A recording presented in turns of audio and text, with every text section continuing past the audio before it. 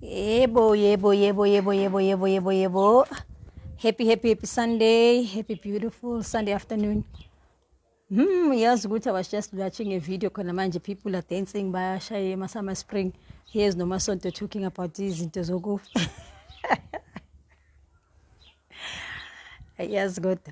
Anyway, namhlanje ngithe sizoshare about what happens if one dies with a will or without a will. First nje ngizoexplain nje indaba yokuthi i-will it is ama wishes walo muntu loyo ukuthi makashona kwenzakaleni ngento zakhe.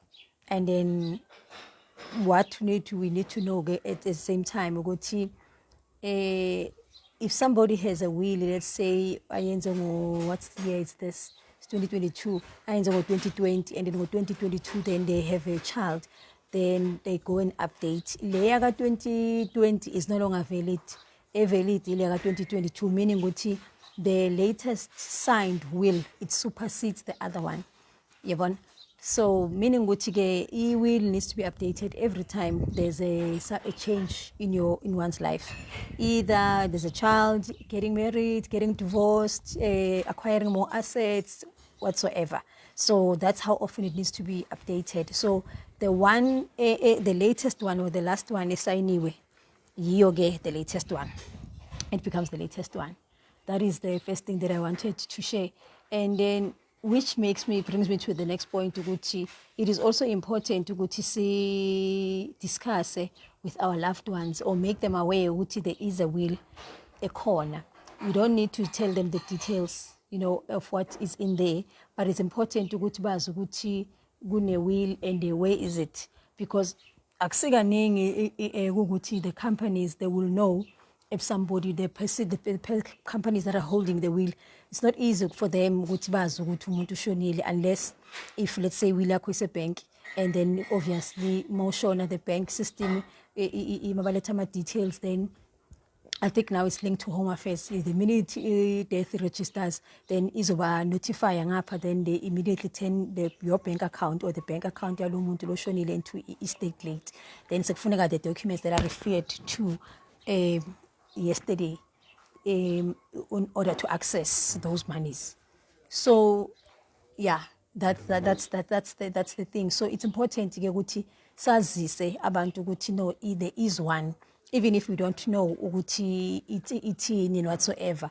And which makes me wonder ukuthi when is the last one bengiyenzile, and then iphelele kanjani, in which company. I must double check that now that I'm thinking about it, which is the latest one. So yeah, which is good to get, because that's why we are doing this thing. So then what happens if umuntu eshona, if there's a will, the company that has got a will, normally what they do is those people that have drafted that will, they normally become executors. There's a clause that they put there, or they become the executors. The executors are the people that are going to be responsible for distribution assets. So they normally do that. When I look closely, if let's say you're holding your will with a certain company or a certain bank, then that bank is the executor of the estate, meaning they look after everything that needs to be done and so forth. And then if okay, then the second thing, then when they read it, the will is normally read in front,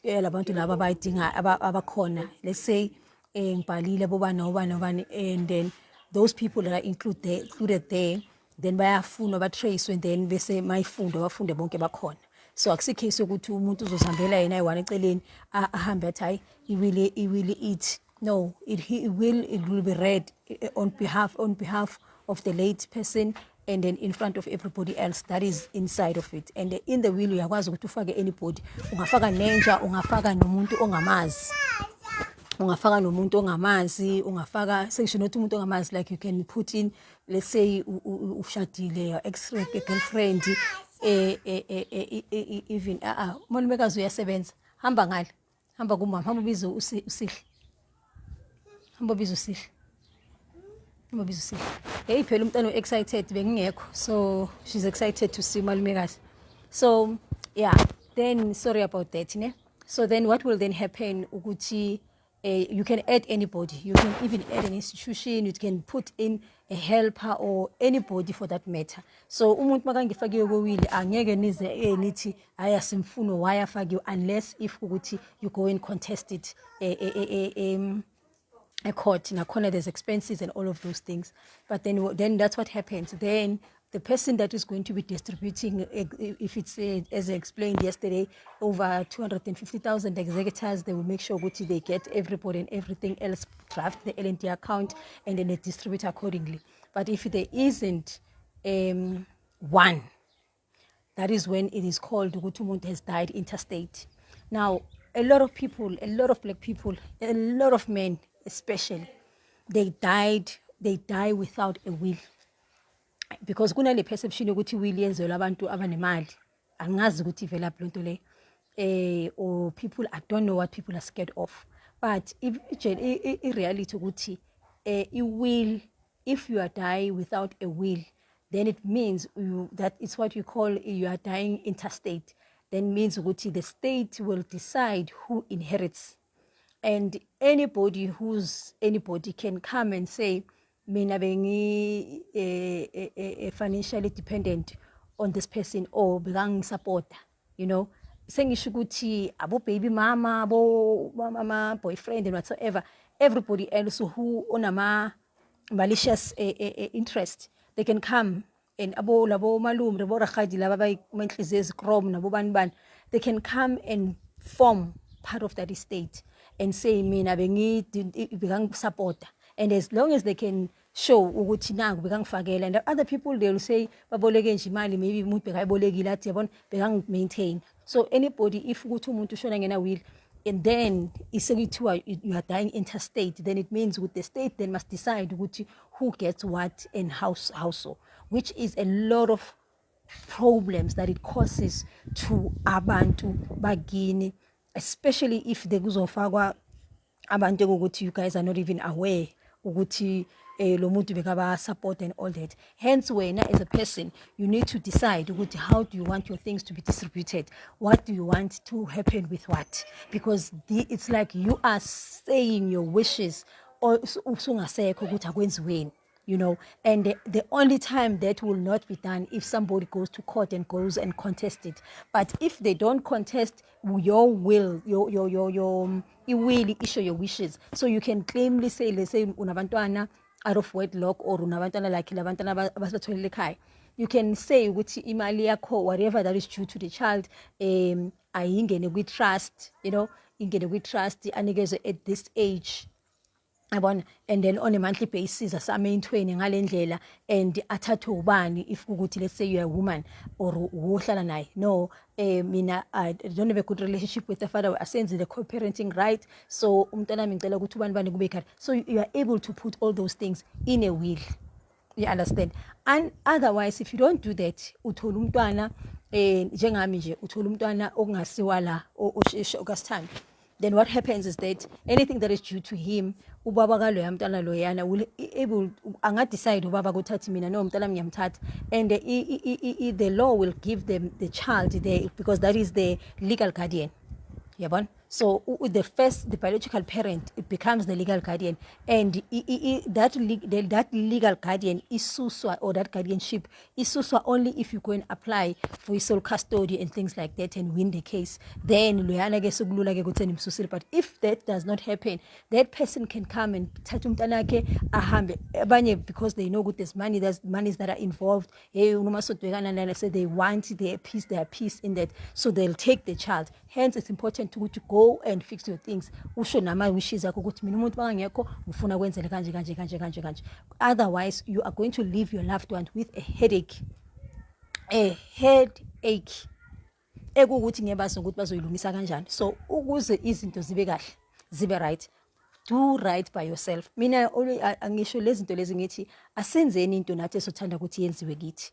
So if I would have wanted my mother to do this thing, mina then it means ukuthi I must make sure ukuthi mina I've done that manje, so that if ikusasa kuthiwa kugile ngiqina nguNomasonto khona akubanjwa amakhanda, akunabantu abazofika bathi hey ini yami, everything is written there ukuthi yini engifuna yini engayifuni and so forth, and that document is legally binding unless somebody goes and contests it, and then sekunemali ke involved. So not anybody can just contest the will at hayi mina ngifuna ngengeni then bese ke iyashintshwa. No, they need to go to apply a court for kwama advocate, there's costs involved.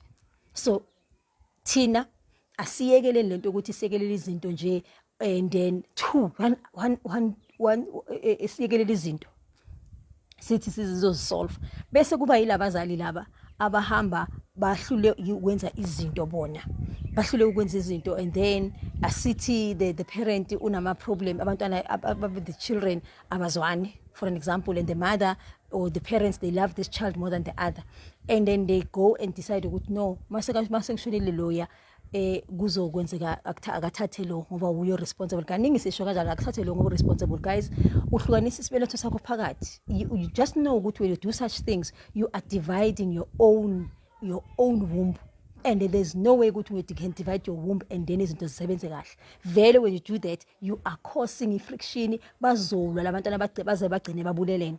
So do exactly lento obuyenza la ukhona uphila. If uphila bohlala nabantwana bakho lo ekuhluphe njalo ulokuhlala naye, make sure ukuthi nakwiwili kunjalo, ungase ufune iwili izokufightela ama battles wena ungazange wafight. And kahle sikhumbule ukuthi owethu umsebenzi as parents is to unite, as families is to unite, not to divide. So when you are drafting that will, have that in mind. Don't draft a will ufuna prove a point, because that seed that you are planting izoba nemivuza, izoba nemithelelo. Somebody, we are going to eat those fruits, and guaranteed your kids, your generation are going to eat the fruit of what you have created. So yeah, that's all that I wanted to say when it comes to indaba yama will. But that's what happens if you die without a will. So to die interstate, then meaning interstate means that the state decides who must get what. Yabona? So you are no longer akusindaba ye family, akusindaba yokuthi ubani ufila kanjani, hayi umfazi ufila kanje. No, it doesn't work like that. Sekuyi state ke sesekuyoba a very lengthy process engathatha even years, 3 years, 5 years. I know a friend of mine in audition ngo 2019, and I remember ngisasebenza lapha eThuthuka SA ngiba offer ngithi guys, let's do our wills, and then most companies they do them for free because they know what the money is they will get when on those executors fees, and when they're doing that they're doing the distribution, so that's where they get their money. Ngithi asenzeni, then bangitshela ukuthi hayi mina hayi ubani unayo abantu bashonale, then the next thing boom, the husband uyashona, there's no will. Now there's issues. So guys, all I'm doing here ukuthi asibeni vaker ons moet wakker word, ne? Ons moet wakker word. Singalahleki nje sinhlanhlathi nje sesigcine singazazi ukuthi senzani, si create, si multiply this energy esingayifuni, esiyibona kayenzele divide and conquer, ku divide thina. Make sure ukuthi when you create that will of yours, it really brings unity than division into your family, into your own homestead. And then bese wenze sure ukuthi wena ongenayo hamba uyoyenza, especially if you've got kids, especially if you've got a house, you've got a car, you've got clothes, because nalezi ziyabangwa nedwedwe lezi indwangu lezi ziyabangwa. So go and make sure ukuthi whatever that is that you have, go and say ukuthi ini thatha ubani, so that everybody else angazoloka kuba issue ukuthi this and that sigcine sesithakathana and all these things that are happening within families. That is all that I wanted to say today.